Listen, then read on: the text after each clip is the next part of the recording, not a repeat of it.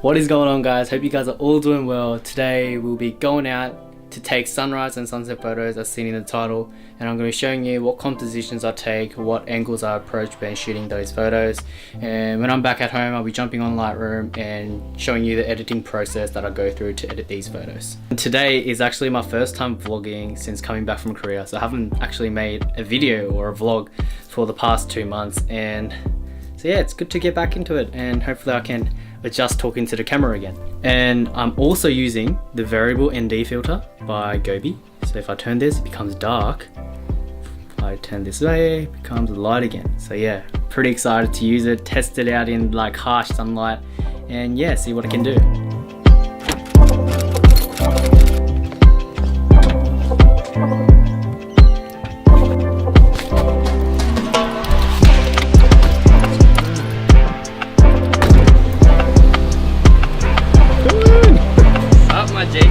We made it to our sunset location with my mate Matt.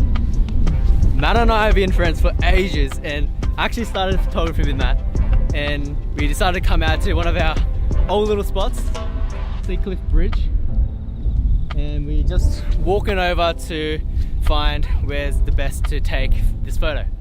Matt and I actually came here 2 years ago, and last time we were here, we saw no one, not even a single person, like not even a tourist.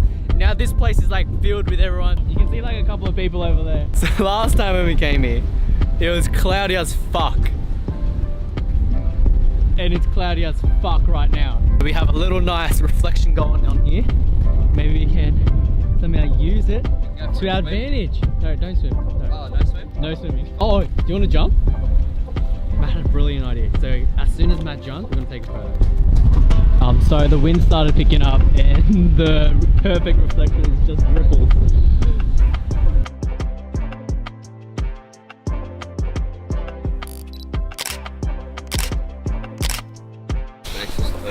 Okay, we just woke up. Now we're bush bashing down. Not your usual morning workout. So that's what it looks like right now. I probably look like shit, but we are currently walking down beneath Sea Cliff Bridge. I had the shittest sleep. I think I killed like 15 mozzies last night. We left the window open a little bit to like get some ventilation going, but mozzies just started to sneak in, and then like I'll turn into like fucking ninja. I was like, I killed probably like 15 mozzies, I reckon. Yeah. I am wearing the wrong pair of shoes for this trip.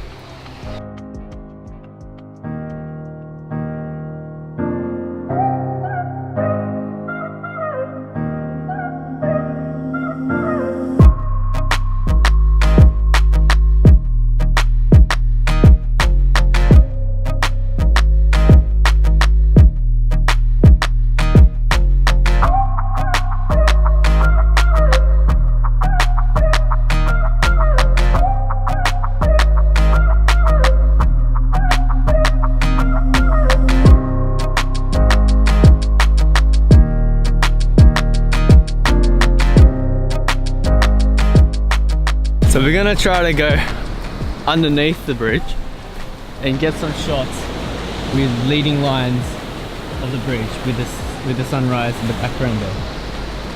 Look at this painting as well. Pretty sick, huh?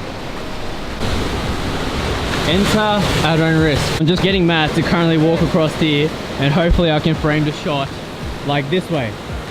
When shooting sunrise, I like to keep my aperture wide open, so the widest I can. And I have a 16-35mm on right now, so I'll have it at f2.8, which is the widest aperture I can go. I love having subjects in my photos, so when the subject's walking, I'll just like try to get it so it's sharp and not blurry. So I kept it at 1/100th of a second. That was fast enough to keep Matt in focus, and I'll just vary the ISO depending how dark the condition is and how light the condition is. So that's our first composition done. Now we're gonna start going down further down towards the bridge and see what we can get just around the corner there, just behind that thing. We are finally at the location where I wanted to take this specific photo that I saw.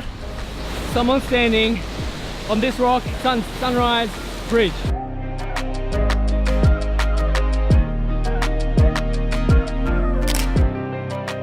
Okay, we just finished up shooting. The sun kind of disappeared. Like it just dipped into those clouds. Now it's gone. Probably gonna take ages to come back out again. So we're just gonna head back home and edit these photos. Okay, now I'm back at home, so we'll jump straight into it.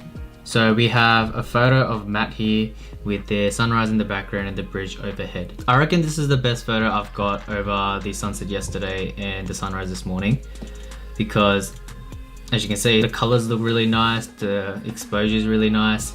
So yeah, I shot this with my 16-35 f2.8 lens at 100th of a second with the aperture wide open at 2.8 and ISO 200. So as I mentioned before, I shot this at 100th of a second to keep Matt focused whilst he was walking across the beach here, little beach sandy part, and I just balanced it out with the ISO 200. I didn't want to overexpose the highlights like this, otherwise I would lose all the details. In the case of where there's no kind of clouds in the sky, I would overexpose it so it kind of like looks really dreamy. But in this case, there were a lot of clouds in the horizon, so I wanted to like make sure that detail is left behind.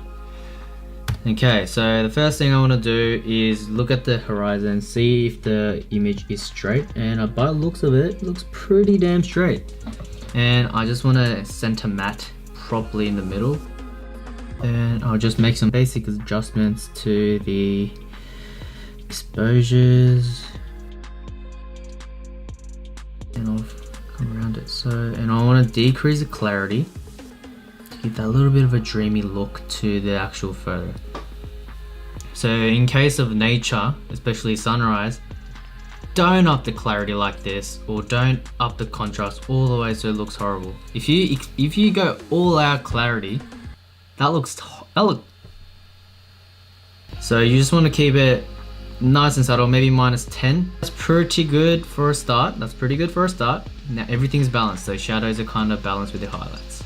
So what you want to go to tone curve, increase the shadows to bring up that fade, decrease the mid-tones here, and in between you just want to drag it down and give that tone effect. So this is with the tone, like just the shadows here, and this is without it. So you kind of bring out the little bit of a pop in the image.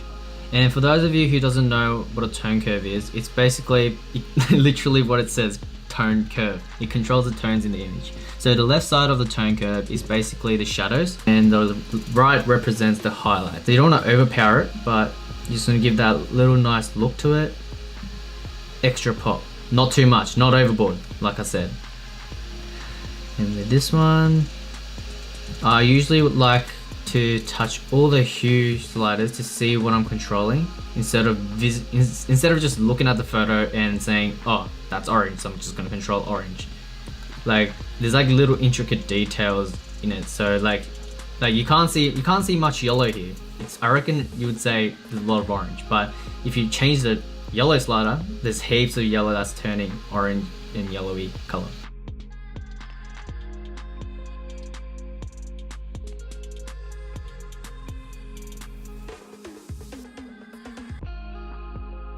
Okay, I think that's the HSL sliders all done.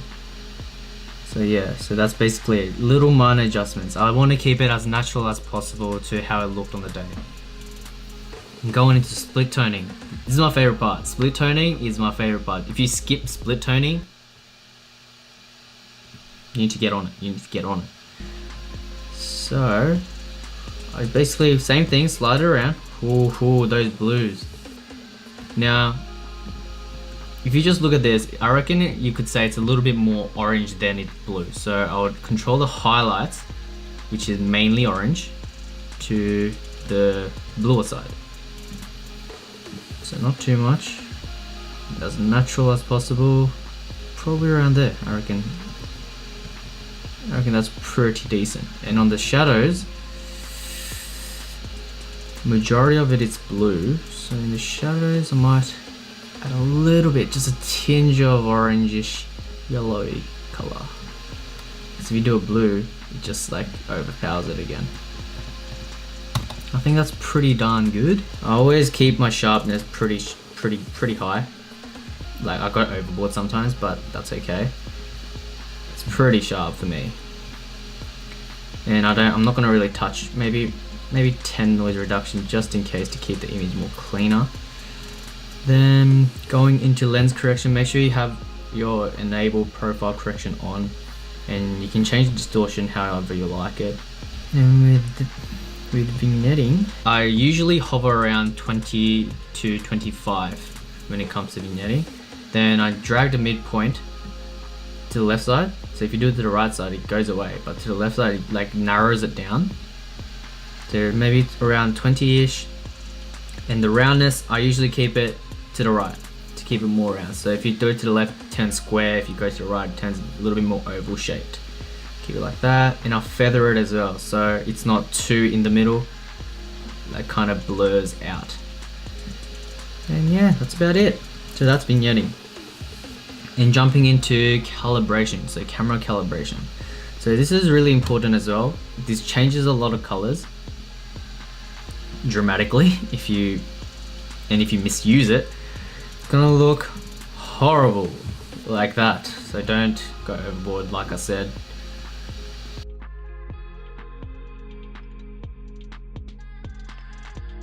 I think that's pretty good. So this is with calibration, and this is without camera calibration.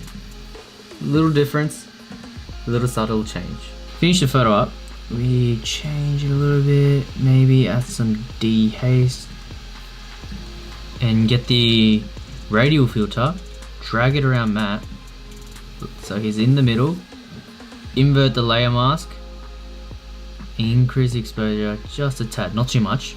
If you do it too much, it's obvious that he's been exposed with a radial filter. So you don't want to go too much, that, and maybe bring up the feather as well, so it kind of like smoothly blends in. There you go. Maybe a little tad clarity there. There you go, and I want to draw another one around the sunset area, like so. And change it to invert as well. So basically, if you don't press invert, it controls everything outside the circle, and if you press invert, it controls everything inside the circle.